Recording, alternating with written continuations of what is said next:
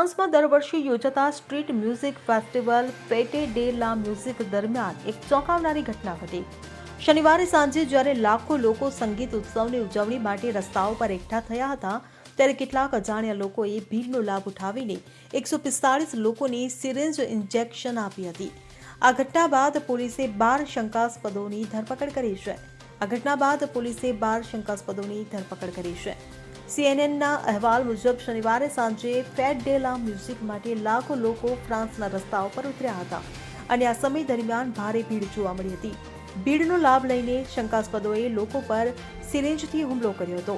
આ મામલે French police અધિકારીઓએ જણાવ્યું હતું કે કાર્યક્રમ પહેલા સ્નેપચેટ અને અન્ય સોશિયલ મીડિયા પર પોસ્ટ કરવામાં આવી હતી, જેમાં સંગીત ઉત્સવમાં મહિલાઓને નિશાન બનાવવાનું કહેવામાં આવ્યું હતું।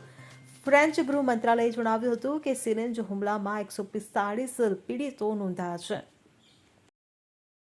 Bureau report CN24 news. હવે જુઓ દેશ દુનિયાની તમામ ખબરો તમારી આંગળીના ટેરવે।